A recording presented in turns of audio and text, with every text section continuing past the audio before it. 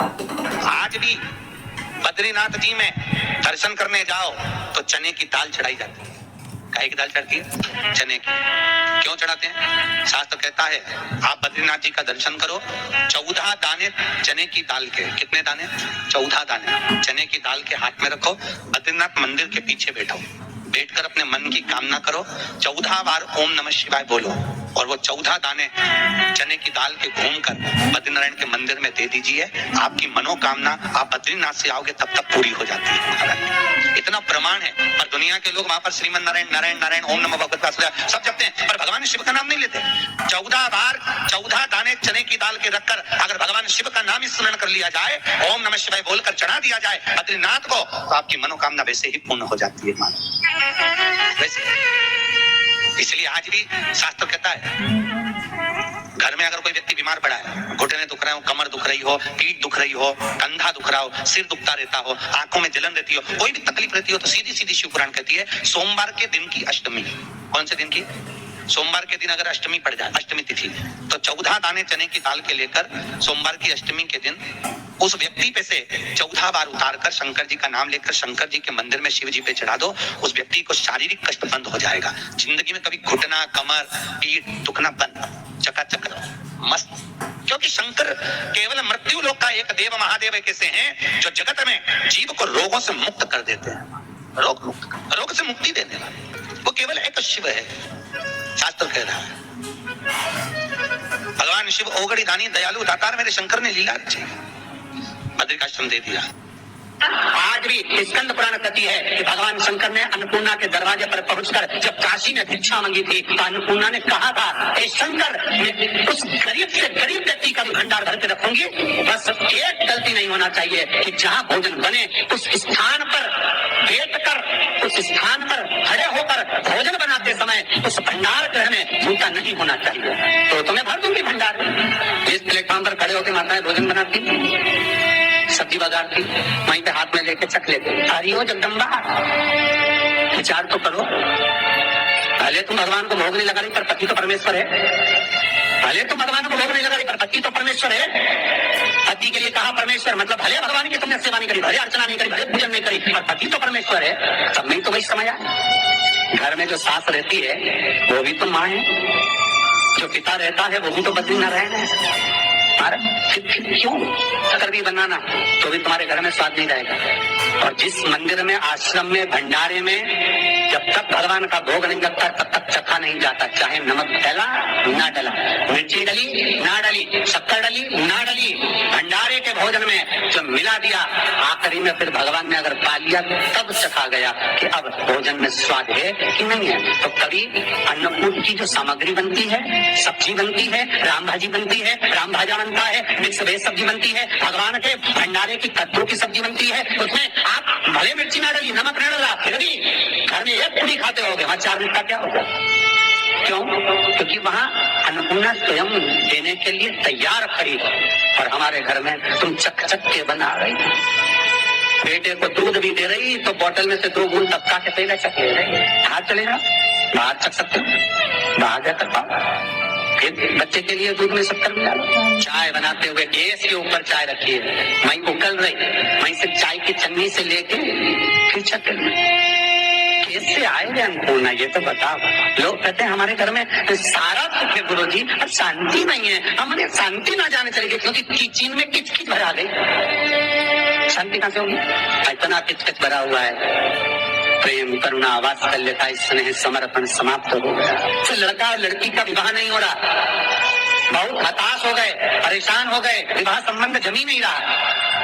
किसी भी बुधवार के दिन तांबे के कलश में चने की दाल को भर लीजिए, किसी भी बुधवार, और तांबे के कलश में चने की दाल को भर लो, उसमें 2 गोल सुपारी रख लो, पूजन वाली सुपारी रखकर 2 सिक्के उसमें रख लो, पीले कपड़े से मुख बांध दो, उसका पूजन करो बुधवार के दिन भी, और गुरुवार के दिन उसका पूजन स्नान करने के बाद करना। पर घर में किसी से बात मत करना, मुख से शब्द मत बोलना, मुख झूठा मत करना।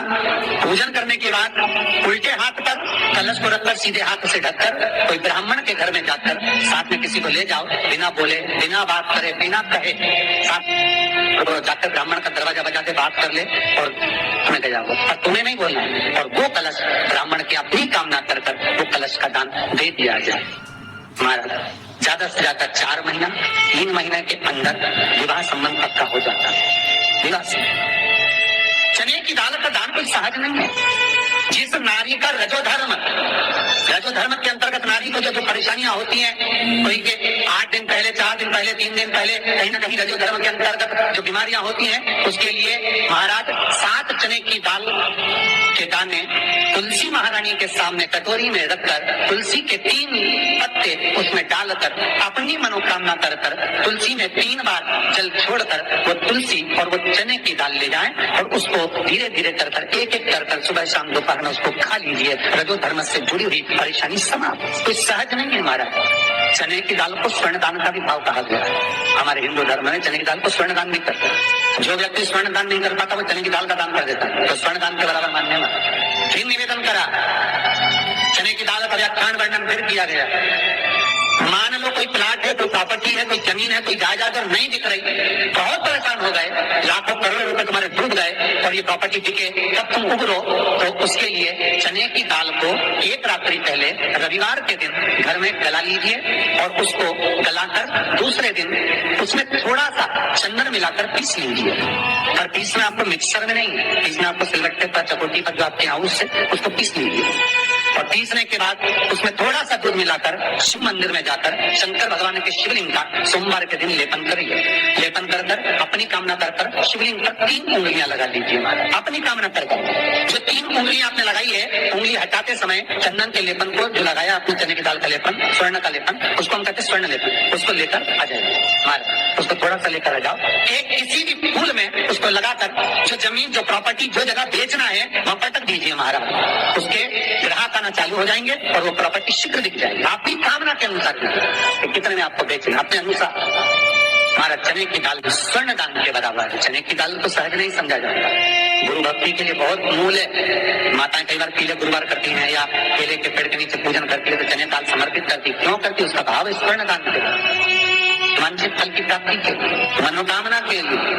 जिस जमीन में फसल कम होती हो, जिस जमीन में प्रॉपर्टी के अंतर्गत कहीं लाभ नहीं मिल रहा हो, जो कई लोग जमीन की दलाली का काम करते हैं ना, जमीन में बेच लाते हैं, खरीदाते हैं, कोई लाभ ही नहीं मिल रहा, कई दिनों निकाल दिए, साल निकाल दिए, कोई लाभ नहीं हुआ, तो निवेदन है शंकर भगवान के मंदिर में शिवलिंग पर 108 चने की दाल समर्पित करो।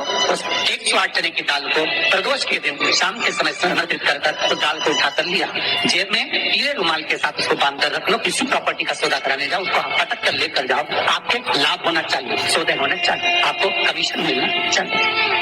करना आपको है। कोई भी चीज जो भगवान को समर्पित हो रही है उसमें कोई चीज में सहजता नहीं हो सकती, विषयता का भाव है, उसके अंदर सुख का भाव है, सुख का अनुभव रहता है। महाराज ये भी जाने दो, एक और सरल भाषा में जाने।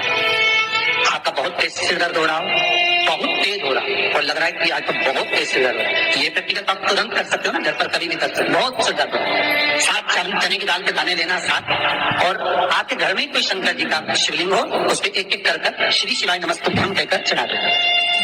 2 मिनट तक शंकर के शिवलिंग को देखना, बिल्कुल दोनों आंखों से, बिल्कुल देखना अच्छे से, और उस चने की दाल को उठा लाना और एक एक कर खाकर आधा गिलास पानी पीकर थोड़ी देर बैठ जाए। टेबलेट खाने की जरूरत नहीं पड़ेगी, ये पक्का सिर दर्द बंद हो जाएगा। टेबलेट से मुक्ति। विश्वास होना चाहिए। फिर निवेदन करूंगा, विश्वास का पहला शब्द है विश्व और दूसरा शब्द है आस। तो विश्व को त्याग कर आस लगाकर शिव के चरणारविंद में, भगवान के चरणों में बैठ। चने की दाल श्री हनुमान जी महाराज को भी स्मरण कराती है। महाराज को भी चने की दाल चढ़ती है, चने की दाल का लड्डू चढ़ता है। हनुमान जी महाराज और राम जी महाराज, शंकर जी, गुरुदेव बृहस्पति थे। जब आपके दिल को बहुत दुख, हृदय रोए, मन कर रहा है कि आज सबने धोखा दे दिया, बहुत तकलीफ दे दी, दिल टूट गया, मन टूट गया, बहुत हताश हो गए, बहुत परेशान हो गए और आज मन रो रहा, कुछ मत करो, एक काम करो, बस केवल एक काम। आंवला हो, पेड़ हो, पीपल हो, कोई भी एक वृक्ष के नीचे बैठकर एक पत्थर रखकर सामने छोटा सा, उस पर जल चढ़ाकर एक घी का दिया सामने लगा दो और थोड़ी देर बैठकर भगवान शंकर का स्मरण करो। थोड़ी देर, आपको जितना आपको गम मिला है, दुख मिला है, तकलीफ मिली है, थोड़ी देर, मात्र 5-7 मिनट भी बहुत है। आप घर आओगे ना, आपको खुशी का स्मरण होगा, तो दुख चला जाएगा। मन में तो दुख है वो थोड़ा कम होता है, हृदय चित्त में परमात्मा शिव सुख प्रदान करता है। अकाल मृत्यु हो मरे तो काम करे चंडाल का, काल उसका क्या बिगाड़े जो भक्त हो महा काल का। शिव का स्मरण करा तो आनंद के अनुभव सुख का, तीर्थों का स्मरण करा महाराज, नित्य स्मरण भावों में भगवत चर्चा का।